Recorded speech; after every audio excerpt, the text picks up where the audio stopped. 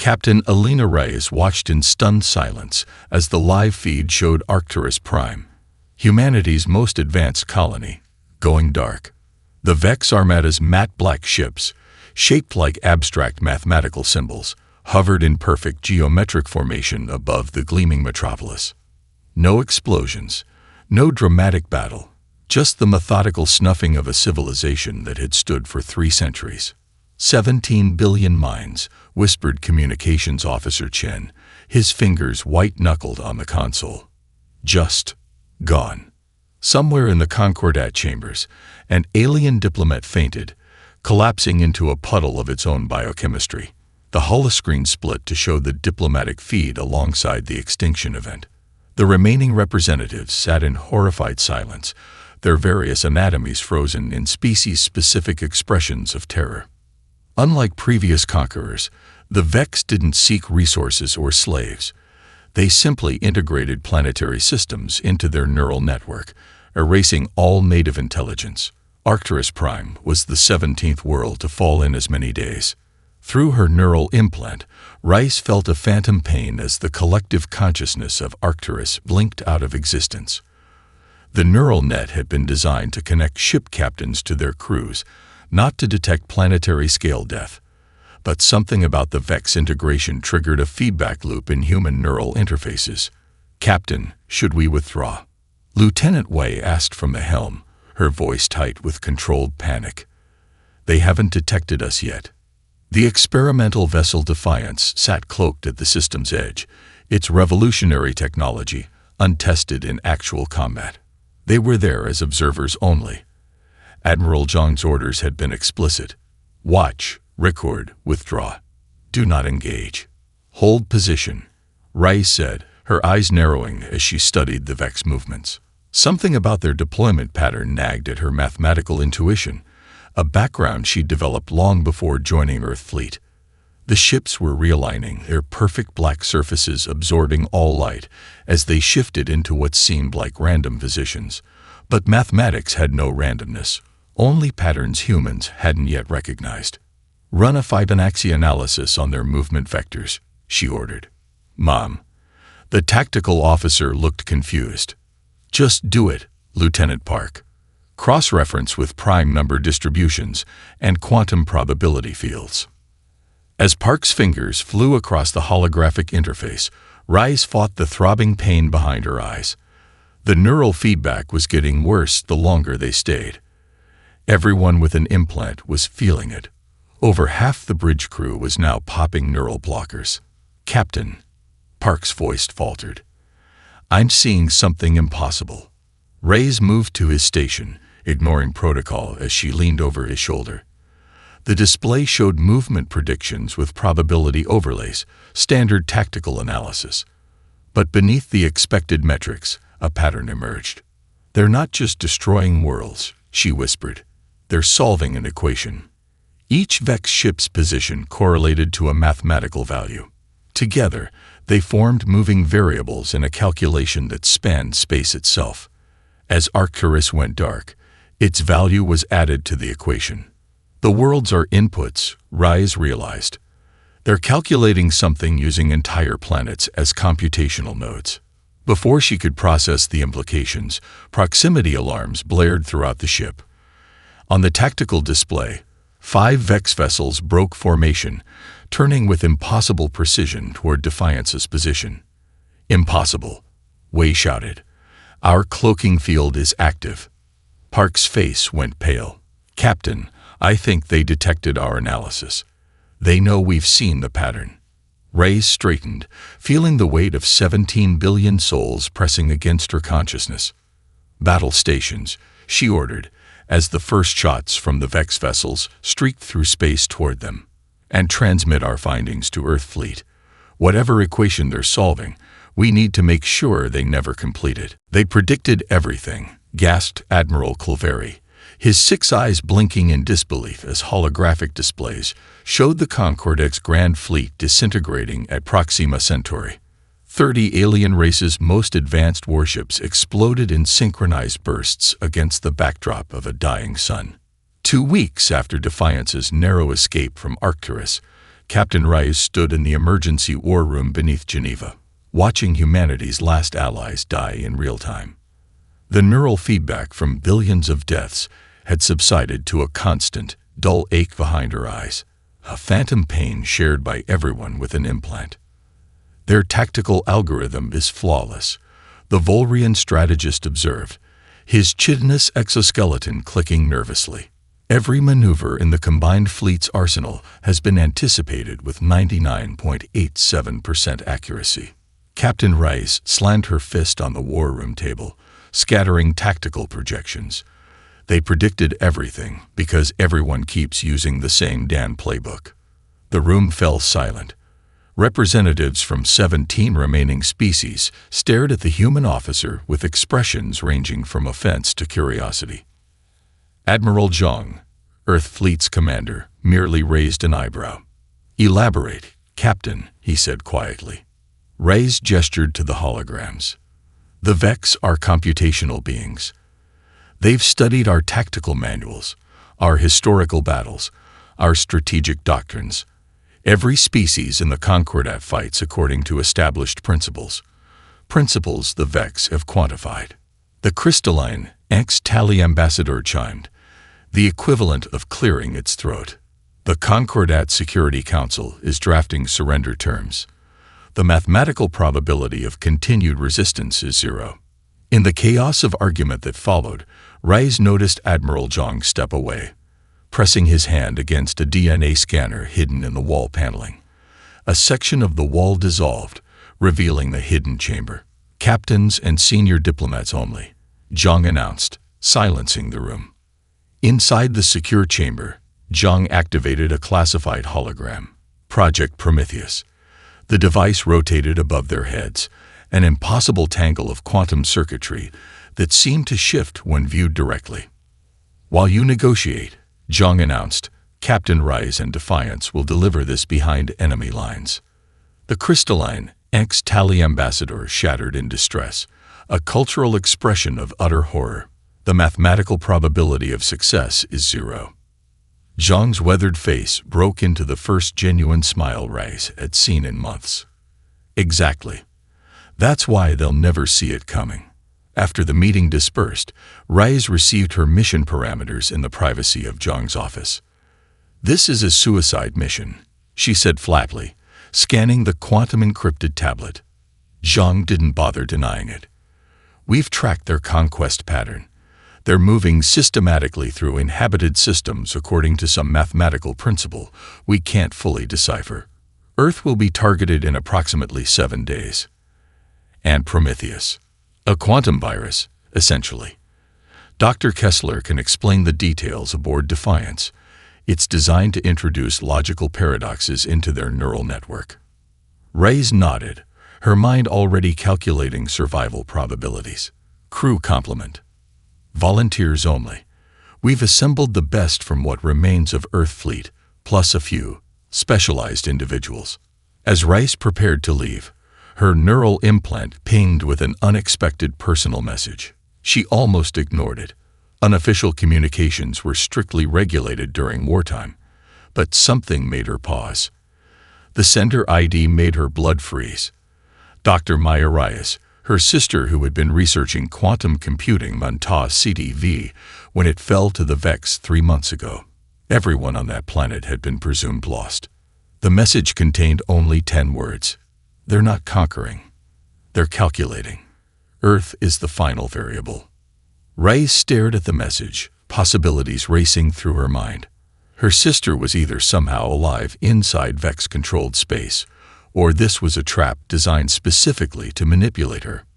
Either way, she now had a personal reason to accept this suicide mission. "I'll need Defiance ready in 6 hours," she told Zhang, her resolve hardening, "and full authority to select my crew." "What you're seeing is pure chaos," Dr. Kessler explained, her fingers dancing through a neural projection of human brain activity under stress.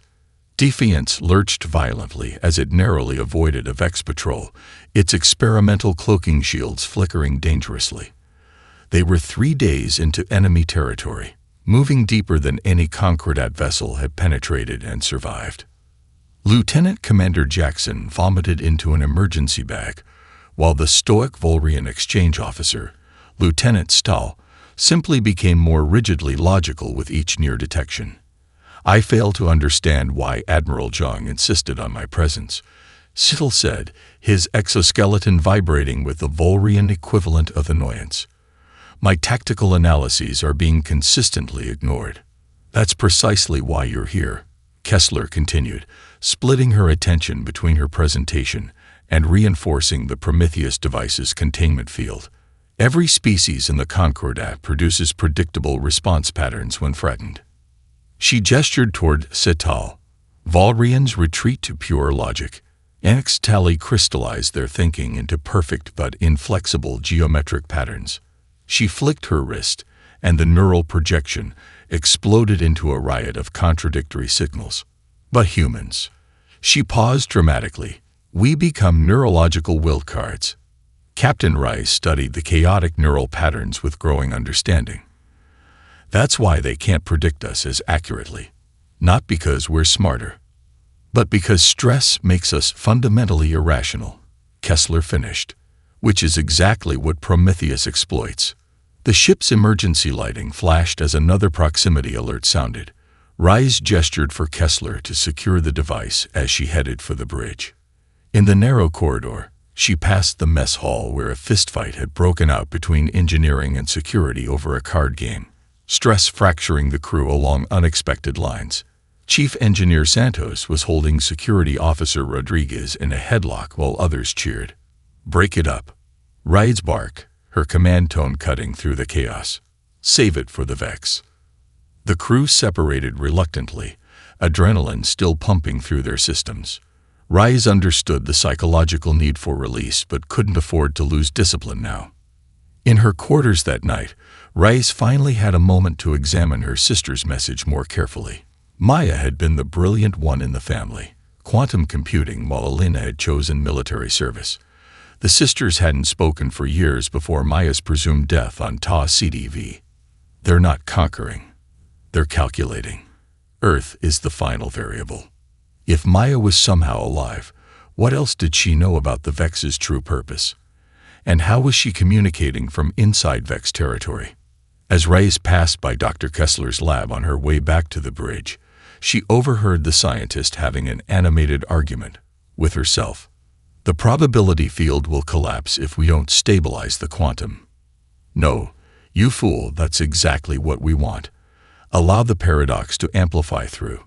Both approaches lack elegance if we simply introduce this recursive function.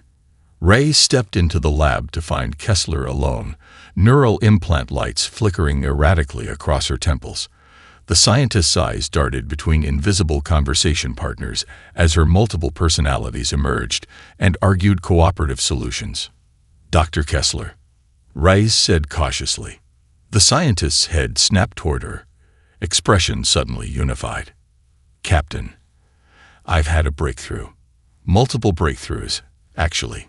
She laughed, a sound bordering on hysteria. "Turns out having several perspectives in one brain has advantages." Rice studied the woman carefully. When assembling her volunteer crew, she'd been warned about Kessler's experimental neural modifications, designed to allow simultaneous processing of multiple quantum states, mirroring the quantum computers she worked with. A terrifying realization dawned on Rice. Their greatest weapon against the Vex might be their own potential for madness. "How's Prometheus coming?" she asked carefully. Kessler's expression split into a manic grin. "Oh, we've made improvements. Magnificent improvements. When it detonates, it won't just introduce paradoxes into their system. It'll make them experience irrationality. And you're certain it will work." All traces of Kessler's smile vanished, replaced by cold certainty. "No. And that's precisely why it might." "Captain, they've spotted us." The tactical officer's voice cracked as 5 Vex interceptors changed course directly toward Defiance. On the view screen, the conquered world of Ta CTV rotated below, its once golden cities now pulsing with sickly blue light, the entire planet repurposed into a massive computational node. Rice felt a pang of emotion. Maya's world. Somewhere down there, her sister had either perished or something else had happened to her. The mysterious message suggested the latter. Options, Rise demanded, scanning the tactical display. Standard evasive patterns will fail, Stull stated with Bolrian certainty. Their pursuit algorithms have adapted to all Concordat escape vectors. Lieutenant Wei's hands hovered over the navigation controls.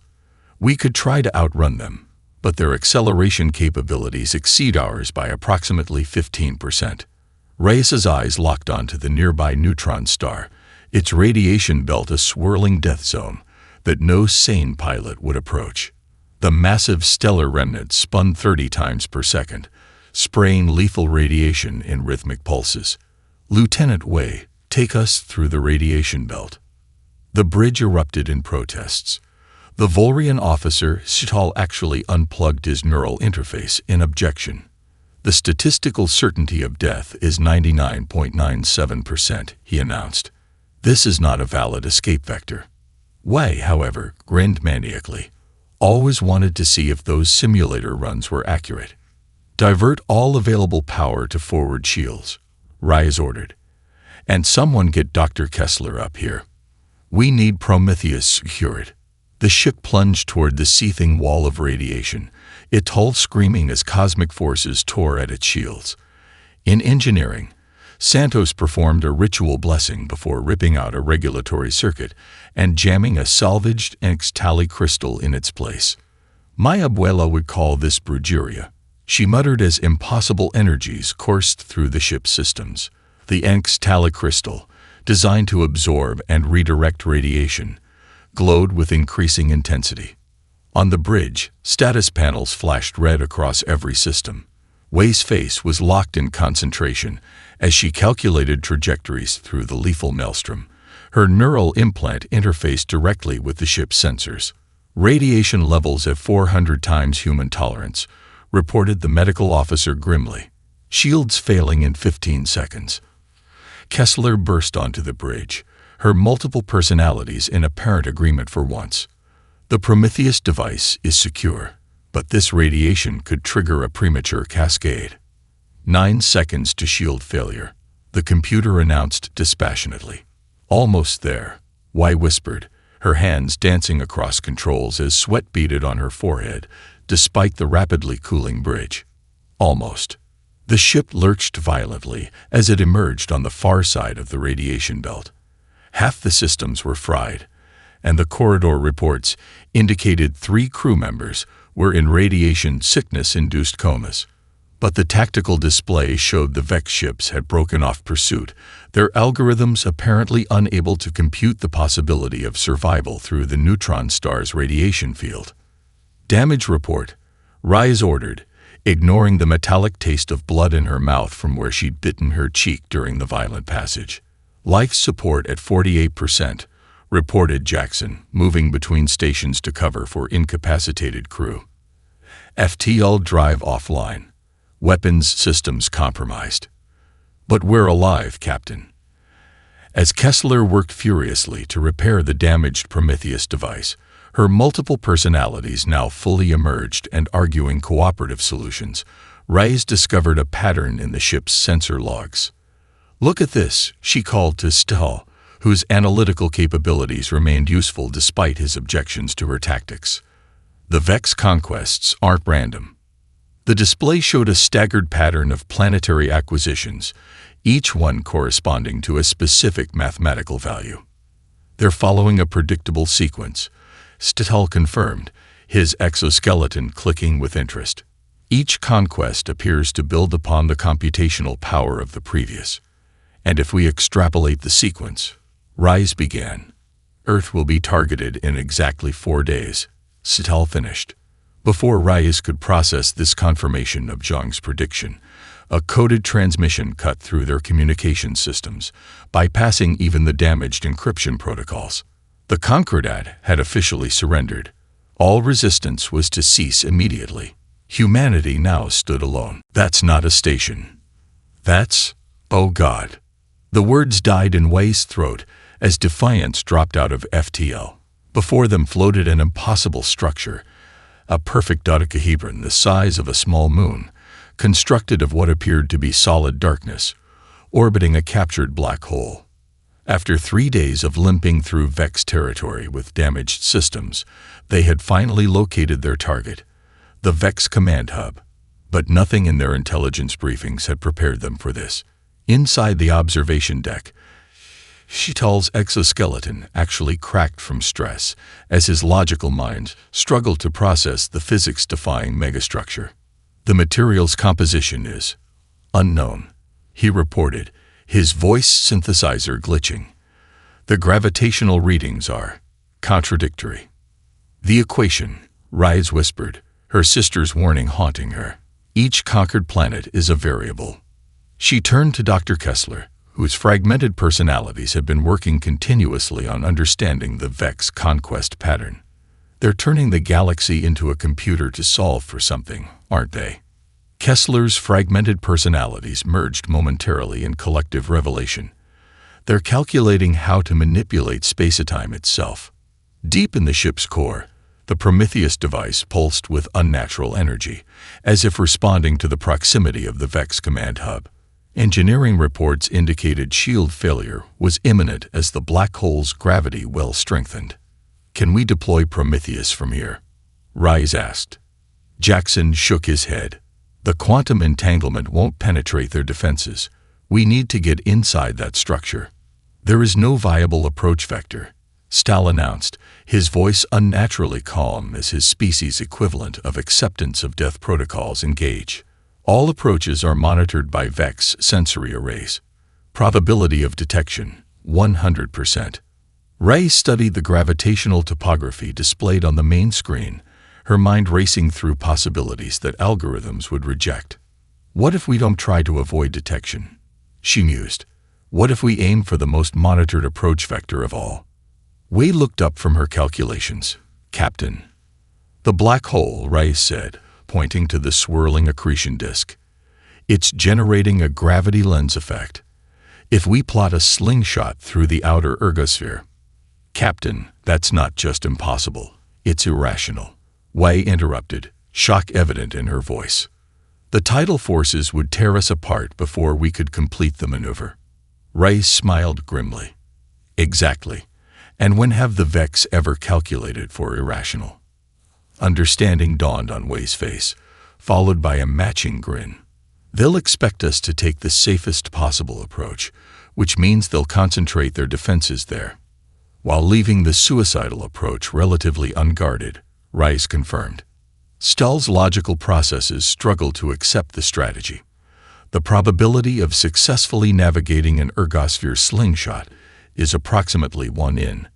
Never tell me the odds, Lieutenant. Rice cut him off. We're human. We specialize in beating them. As Wei's fingers flew across neural interfaces, calculating trajectories that no sane mind would attempt, the ship's quantum communicator flared with a final message from Earth. The Vex Armada had arrived, and humanity had 24 hours to surrender or face extinction. Then we have exactly 23 hours and 59 minutes to rewrite their equation, Rise announced.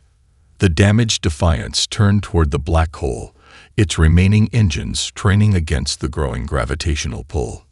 Dr. Kessler, status of Prometheus? Rise asked, strapping herself into the command chair. The device is ready. All of Kessler's personalities answered in unison. But the radiation damage has created an unforeseen complication. The deployment method has changed. Meaning? Kessler's expression darkened. It will require direct neural interface with the Vex system, a human consciousness to guide the paradox into their network. A suicide mission within a suicide mission, Jackson muttered. Rise nodded, the weight of her command pressing down like the growing gravity around them. We'll deal with that when we get there. If we get there. The black hole's accretion disk loomed larger on the view screen, a whirling maelstrom of light and matter at the edge of oblivion. Lieutenant Wei, take us in. Full impulse. As the ship accelerated toward certain death, Rice thought she heard her sister's voice whisper through her neural implant. The final variable is choice. Reality itself seemed to stretch as defiance skimmed the black hole's ergosphere. Light bent around them in impossible curves, and the ship's structural integrity alarms wailed in protest against forces the vessel was never designed to withstand. Wei's face was contorted in concentration as she executed calculations faster than the ship's computers, her neural implant glowing white-hot at her temples. Physics protested as they slingshot past the event horizon's edge, the ship's hull tearing away in chunks. "We're through," Wei screamed in triumph, seconds before her navigation console exploded, embedding shrapnel in her chest. Medics rushed to drag her away as Reyes assessed their situation. Life support failing, engines dead, but positioned perfectly beneath the Vex command hub's blind spot. "We have one shot," Reyes announced over the emergency channel. "Boarding party with me. Jackson, Kessler, Okonkwo, Santos. Prep for EVA in 5 minutes." In the airlock, Dr. Kessler's personalities had separated completely. She now operated as a gestalt of 5 distinct neural patterns, each handling different aspects of the Prometheus device, which pulsed with increasing urgency in its containment field. "The radiation damage has actually improved it," Kessler's primary personality explained. "Created quantum entanglement pathways we never considered." Her second personality nodded. "But it's unstable. We have 20 minutes at most before cascade failure." Using the ship's last functioning thrusters, they crossed the void to the Vex structure. Santos deployed a specialized cutting tool that opened a passage through what appeared to be a maintenance access point. The team breached the hub, encountering eerie silence inside. "Where are the defenses?" Security Chief Okonkwo whispered, her smart rifle scanning for threats. The massive corridors pulsed with the same sickly blue light they'd observed on conquered planets. They never expected anyone to attempt entry, Jackson realized. Their defenses are all externally focused. The central chamber stopped them cold, a cathedral-sized space where trillions of glowing neural connections formed a 3-dimensional web. Suspended throughout were what at first appeared to be stars. But with horror, the team realized they were compressed consciousnesses, the digitized minds of entire conquered civilizations. Kessler's primary personality blanched. "Prometheus won't work as designed. Their architecture has evolved beyond our predictive models." As the team absorbed this catastrophic setback, Jackson suddenly laughed, a sound of genuine, inappropriate mirth that echoed through the alien chamber. "We don't need to shut them down," he said. "We need to break their logic." He pointed to the patterns of neural connections. "Look at the architecture. It's all built on perfect mathematical harmony. Every connection corresponds to a universal constant." Santos caught on immediately. "So we introduce an error, a computational cancer." "A paradox," Kessler's analytical personality agreed. "The quantum equivalent of dividing by 0. From the shadows at the chamber's edge, geometric shapes began to detach themselves, Vex sentinels awakening to the intrusion.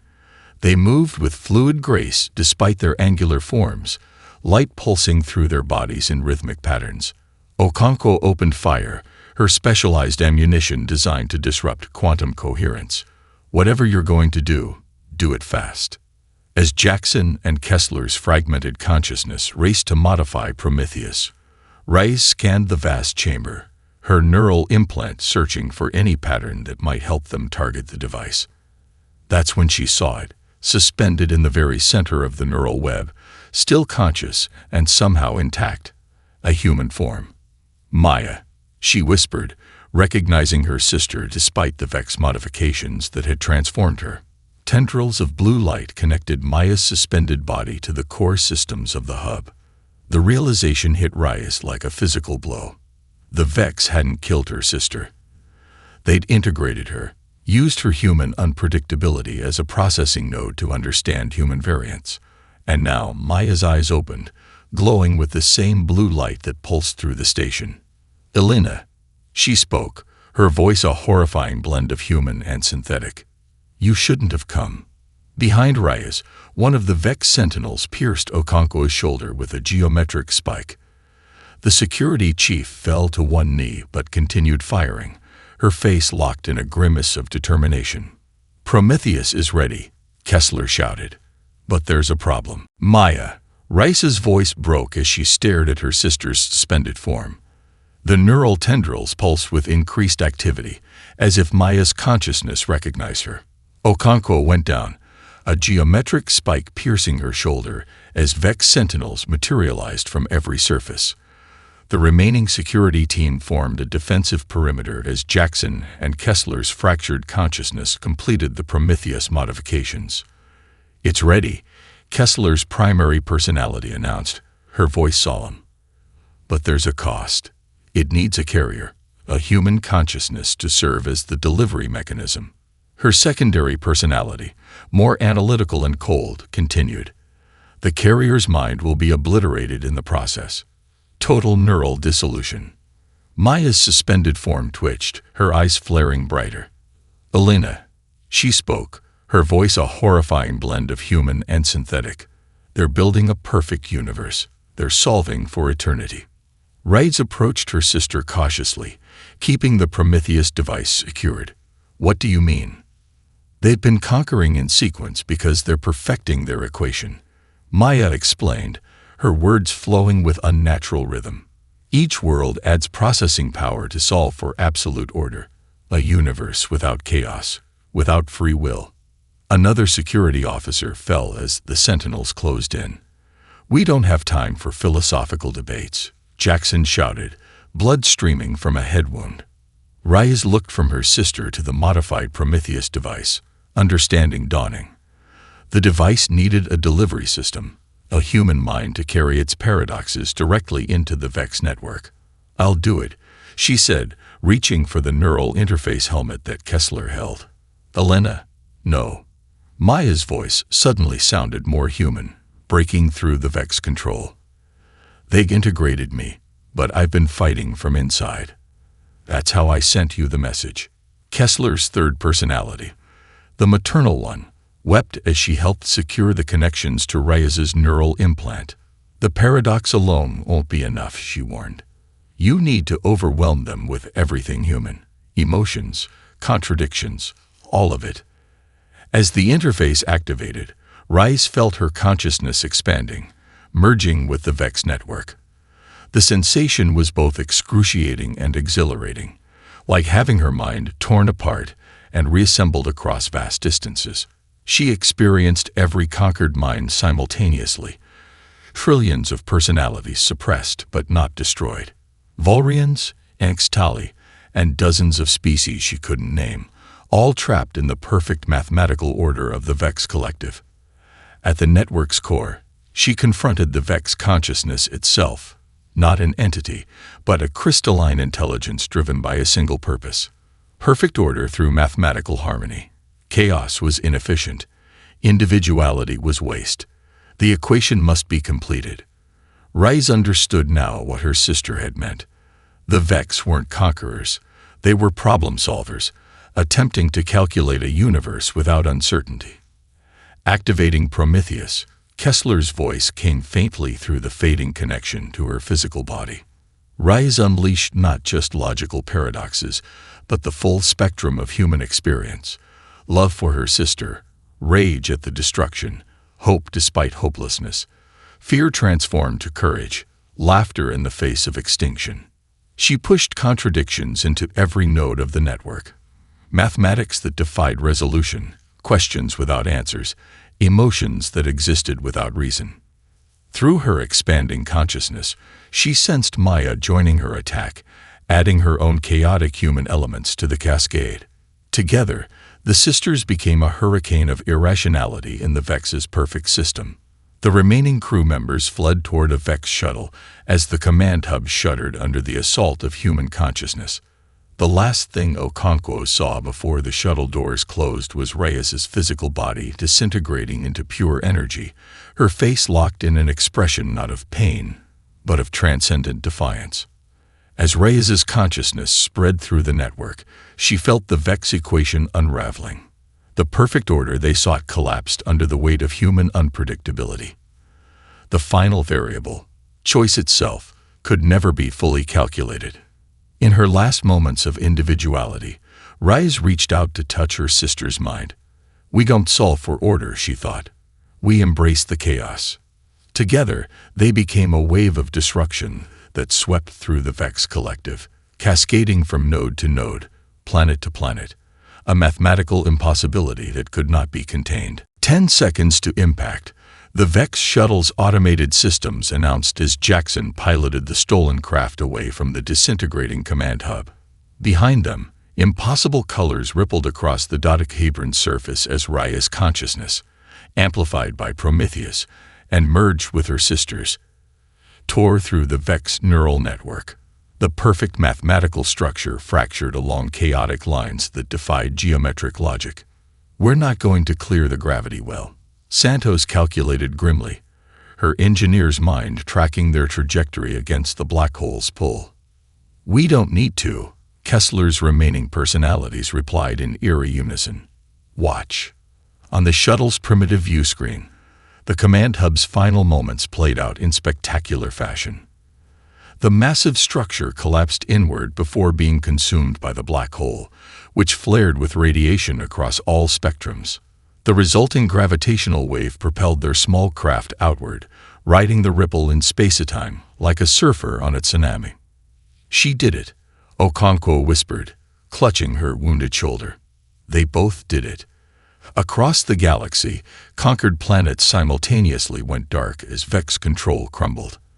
The neural network that had bound them together dissolved under the assault of human irrationality. On Earth, Admiral Zhang stood on the United Nations balcony as the Vex armada hanging in low orbit suddenly powered down, massive ships dropping from the sky like dead insects. Some crashed into oceans, others into uninhabited regions, as if some remnant of consciousness had directed their falls to minimize human casualties. "Defiance," he murmured, understanding immediately what had happened. The Vex threat ended not with the bang that military strategists had predicted, but with a whisper of quantum collapse, the inevitable result of perfect order confronting perfect chaos. In the aftermath, the Concordat reconvened, the once arrogant representatives humbled by humanity's sacrifice. The surviving crew of Defiance, now missing arms, eyes, bearing radiation scars and neural damage, were received not as military heroes, but as living legends. The Volrian delegate Stal, forever changed by his exposure to human illogic, established the Reyes Doctrine, the deliberate preservation of chaotic elements within Concordat society as defense against future threats. Randomness, once considered inefficient, was now recognized as essential. 6 months later, at a memorial service for Captain Reyes and her sister, Dr. Kessler's remaining personality fragments suddenly convulsed in unison. "She's calling," they whispered in perfect synchronization, blood trickling from their ears. Deep space monitoring stations detected a faint signal emanating from the direction of the collapsed command hub. Fragments of Raya's consciousness, somehow preserved within the quantum foam of space-time itself. The message repeated in mathematical pulses that translated to, "They're not gone. They're changing. So must we." Attached were coordinates to a region beyond the galactic rim. Within 24 hours, 17 volunteer ships were prepped for launch. Humanity, no longer the Concordat's problem child, but its standard bearer, led the expedition into an uncertain future they had earned the right to face. In the command chair of the flagship Prometheus, a neural construct bearing an uncanny resemblance to Elena Reyes smiled with the combined wisdom of trillions of freed consciousnesses. "We were never meant to solve for order," she broadcast to the fleet. "We were meant to embrace the chaos." As the ships accelerated toward the unknown, Lieutenant Wei, her chest still bandaged from the wounds sustained during their impossible approach, plotted a course that no algorithm could have predicted. Behind them, Earth grew smaller in the view screen. Ahead lay uncharted territory, a universe not of perfect order, but of perfect possibility. The final variable in the cosmic equation wasn't conquest or surrender. It was choice, and humanity had refused to relinquish theirs, even when planets succumbed like cascading pieces.